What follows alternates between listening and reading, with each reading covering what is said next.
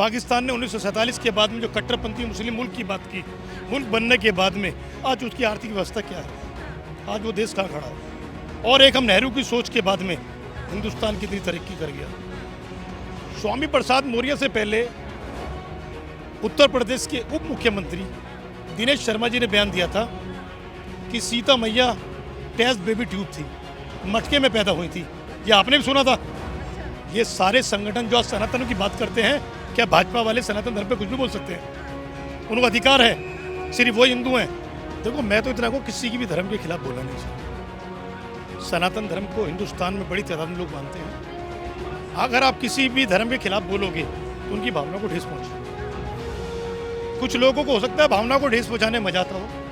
आज भाजपा कहती है कि एक अखंड भारत बनाएंगे। अखंड भारत बनाए, अच्छी बात है, बातचीत करें, जरिया बने, रास्ते खुलें, सब एक हों। इसी हिंदुस्तान की धरती सब पैदा है। जो भी मुल्क या जो भी सियासी पार्टी धर्म की नींव पर रखी जाती है, वो हमेशा खोखली होती है।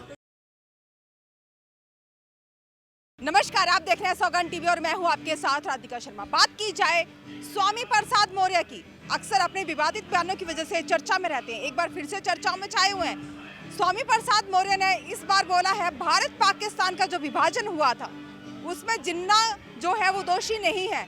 कहीं ना कहीं देखा जाए तो हिंदू समाज यही चाहता था कि वो विभाजन किया जाए। तो आइए बातचीत कर लेते हैं, क्या कुछ कहना है, क्या कहेंगे? वो तो विवादित बयान देते हैं, नहीं देते हैं, लेकिन मुस्लिम लीग और हिंदू महासभा ने मिलकर जो बंगाल की सरकार बनाई थी वो सही थी क्या?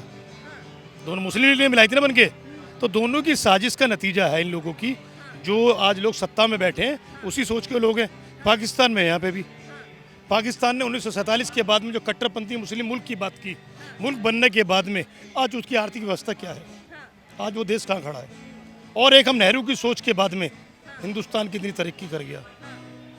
हमने, नेहरू जी ने स्कूल दिए, कॉलेज दिए, हॉस्पिटल दिए, IIT दिए, एम दिए, इसरो दिए, ऐसी संस्थाएं दी जिससे बच्चे पढ़ लिख के आज दुनिया में हम हिंदुस्तान का नाम रोशन कर रहे हैं।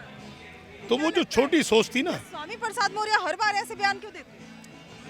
स्वामी प्रसाद मौर्य से पहले उत्तर प्रदेश के उप मुख्यमंत्री दिनेश शर्मा जी ने बयान दिया था कि सीता मैया टेस्ट बेबी ट्यूब थी, मटके में पैदा हुई थी।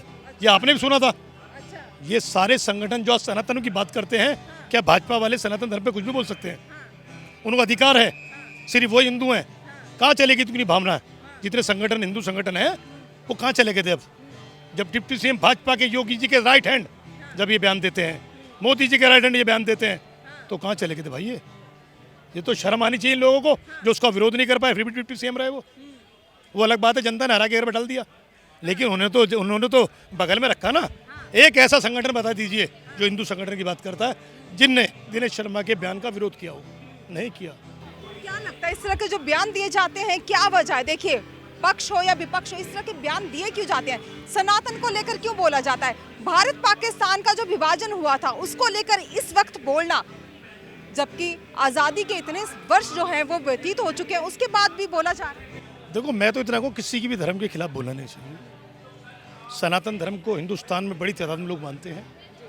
अगर आप किसी भी धर्म के खिलाफ बोलोगे तो उनकी भावना को ठेस पहुंचेगी। कुछ लोगों को हो सकता है भावना को ठेस पहुंचाने मजा आता हो, और वो अपने आप को जिस समाज से आते हैं, दलित समाज से, वो अपने आप को सनातन मानते ही नहीं है, क्योंकि उन्होंने दुख इसका झेला है। जब झेला है तो इसलिए बोलते हैं। वो दुख झेला है। किस तरह से दुख झेला है? बहुत सारी चीजें उनके लिए, देखिए ना आप, सारी चीजें उन्हीं के ऊपर लागू होती है। उनको कहते हैं अगर दलित राष्ट्रपति बन जाए, जो हिंदुस्तान का सर्वपद है, तो लोग मंदिर को धोते हैं। ये क्यों? आप बताएंगे ऐसा क्यों होता है? मंदिर धुलना चाहिए क्या? ये धुलना चाहिए मंदिर? नहीं धुलना चाहिए ना। तब ये जो लोग आज धर्म की बात करते हैं वो लोग कहाँ चले जाते हैं? एक राष्ट्रपति का जब ऐसा विरोध हो रहा होता है तो उस पुजारी से क्यों नहीं कहते आपने मंदिर क्यों धोया? नहीं बोलते ना। तो वही स्वामी प्रसाद मौर्य का दर्द है। अच्छा, वो दर्द लगता है। वो दर्द ऐसा है कि 140 करोड़ जो भारतीय हैं, हमारी देश की आबादी है, वो सबको दुखी कर रहे हैं। मैंने क्या, जिस समाज से आते हैं वो 22% आबादी है मुल्क की। देखिए, वो सबके लिए ही बोल रहे। नहीं, मैं बात उस समाज की कर ही नहीं हूँ। अभी आपने सनातन की बात, सनातन से मत तोड़िए। सनातन की ही बात कर रही हूँ कि 140 जिस तरह आप से सनातन से मत कहिए, या कहिए पाकिस्तान हिंदुस्तान। पाकिस्तान हिंदुस्तान, देखिए हाँ, ये बोलिए पाकिस्तान हिंदुस्तान का जिस तरह से उन्होंने दिया है बयान, क्या वो सही है? 140 करोड़ भारतीय हैं, उनके साथ जो बीता, क्या वो भारतीयों के साथ करना सही है? देखो, विभाजन गलत हुआ, विभाजन नहीं होना चाहिए था। आज भाजपा कहती है कि एक अखंड भारत बनाएंगे। अखंड भारत बनाए, अच्छी बात है, बातचीत करें, जरिया बने, रास्ते खुलें, सब एक हों। इसी हिंदुस्तान की धरती सब पैदा है। आज वो लोग नहीं है जो बाहर से आके हिंदुस्तान में रहे, उनकी 3-3, 4-4, अगर हिंदुस्तान बाहर से भी आए, उनकी 3-3, 4-4, 5-5 पीढ़ियाँ इसी भारत माता की जमी पे रही हैं, इसी धरती पे रही हैं, तो यहीं से है। तो विभाजन तो गलत था, लेकिन अब मैंने आपसे शुरू में कहा ना, जो भी मुल्क या जो भी सियासी पार्टी धर्म की नींव पे रखी जाती है वो हमेशा खोखली होती है। या तो वो मुल्क या इंसान बिल्कुल धर्म पे चलने वाला हो, वो मुल्क हमेशा तरक्की करेगा। बस शर्त है धर्म पे चलने वाला हो, धर्म की जो किताबों में लिखे उसे मानता हो, अपने हिसाब से धर्म की किताबों को ना बदले, अपना स्वार्थ ना देखे। जब स्वार्थ अपना देखेगा धर्म के आधार पे, तो मुल्क कभी तरक्की नहीं करेगा। पाकिस्तान इसकी मिसाल है, उसने इस्लाम धर्म के नाम पे पाकिस्तान को बनाया। आज पाकिस्तान कहाँ खड़ा है? हम सेकुलरिज्म की बात करते हैं, आज हम कहाँ खड़े हैं? आज भारतीय जनता पार्टी धर्म की बात करती है। आज देख लीजिए, 80 करोड़ लोगों को सरकारी राशन का मोहताज होना पड़ रहा है।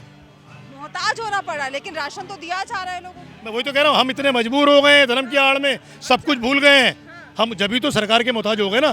सरकार हमें देगी खाने के लिए और अपने चुनाव में जाएगी, गले चिल्ला चिल्ला कहेगी 80 लोग करोड़ों को जनता को हम राशन दे रहे हैं, तो राशन के मोहताज हो गए ना हम सरकार के। अब अपनी कमाई खत्म हो गई, हमारी कमाई हमसे सरकार ने छीन ली, क्यों? धर्म का चश्मा में पहना दिया। कोई भी मुल्क धर्म का चश्मा जब पहनेगा, उसकी आंखें अंधी हो जाएंगी, वो सोचना छोड़ देगा, उसे धर्म सप्रिय दिखाई देगा। धर्म हिंदुस्तान की धरती पे बराबर का रखता है। धर्म के मानने वाले लोग हैं, समाज के मानने वाले लोग भी हैं। मुल्क हमेशा साथ चलता है, ना कि एक चीज़ का चश्मा पहन के चलता है। मतलब धर्म का जिस तरह से चश्मा पहना के दिखाया जा रहा है, जिस तरह से बोला जा रहा है, फ्री का जो अनाज दिया जा रहा है, कहीं ना कहीं अपाहिज बना रहा है देश की। अपाहिज इस तरीके से बनाया गया, हमने देखा मणिपुर के अंदर, मणिपुर जल रहा था, बहन बेटियां जल रही थी। कहा जाता है कि वहाँ तो पहले से होता आ रहा है, और देश की मीडिया सीमा हैदर चला रही थी। एक पाकिस्तानी नागरिक जिसमें 5 पासपोर्ट सरकार बताती है, पता नहीं कौन कौन से मुल्क से घूम के आई, इंटेलिजेंस कुछ नहीं पूछती, कहती है खबर चेंज करो, मणिपुर की बेटी के बारे में बात नहीं करनी, हमें सीमा हैदर के बारे में बात करनी है। तमाम हिंदुस्तान की गोदी मीडिया इस काम पे लग जाती है। क्या जायज़ है? वो एक पाकिस्तानी के लिए सीधे सीधे मुद्दे से भटकाने के लिए सीमा हैदर को मैं तो खुद ही कह रहा हूँ, ये आप भी मान लेंगी, मणिपुर का मुद्दा खत्म कर दिया, सीमा हैदर आ गई। वो सीमा हैदर, मैंने कहा जो 5 पासपोर्ट लेके आई, क्या सोच है उसकी? बता नहीं सकते ना आप।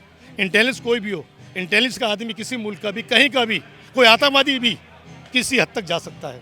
उसके लिए अपने आप को फिजिकली करना किसी से कोई बड़ी बात नहीं है, दूसरे घर में बस जाना बड़ी बात नहीं है। इसकी तहकीकात आज तक हमारी हुकूमत ने नहीं की है। तो कहीं ना कहीं मुझे लगता है कि सरकार का फेलियर था, अपनी नाकामी छुपाने के लिए मणिपुर की सीमा हैदर को बीच में लेके आए। देखिए, अगर मणिपुर की बात की जाए, वाकई में देखा जाए निंदनीय है, नहीं होना चाहिए था। इससे शर्मसार घटना इससे पहले होती भी आई है, लेकिन बहुत शर्मसार थी, जिसपे प्रधानमंत्री मोदी ने कुछ नहीं बोला, चुप्पी साधी, ये मैं मानती हूँ। लेकिन उसके अलावा जहाँ पे कांग्रेस इस वक्त है, हिमाचल की बात की जाए, जब से कांग्रेस आई है, 4 बच्चियां ऐसी रही हैं जिनके साथ दुष्कर्म किया गया है। राजस्थान में हुआ, बंगाल में हुआ। बंगाल में तो ऐसा हुआ कि दुष्कर्म करने के बाद जला दिया गया। तो उसके लिए क्या करें? मैं ये कहूँगा, सबसे पहले जब कश्मीरी फाइल आई थी, महिलाओं के बारे में दिखाया गया था, गुजरात से 40,000 एफआईआर बच्चों के बारे में आई। कहाँ गायब हो गए? मोदी जी वहाँ थे, मोदी जी होम मिनिस्टर, कहाँ हैं वो बच्ची? 40,000 बच्चे कहाँ हैं? क्या हुआ उनके साथ में? क्या वो हिंदू बहन बेटी नहीं थी? क्या सनातन को मानने वाली नहीं थी? मैंने वही कहा ना, अपने हिसाब से सब बेहतर करती है सरकार, और ख़ास तौर पे आज की मौजूदा सरकार। जैसे दिल करे ऐसे ढाल लो।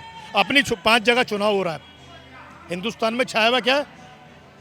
इजराइल फिलिस्तीन, जबकि जिक्र होना चाहिए हिंदुस्तान की राजनीति में जो जो हो रहा है। जो राजस्थान का चुनाव है, मध्य प्रदेश, छत्तीसगढ़, तेलंगाना, मिजोरम के मुद्दे होने चाहिए। लेकिन मुद्दे क्या हैं? अमेरिका के पछलुग्गू बनना हमें, जो अमेरिका कहेगा वो हम करेंगे।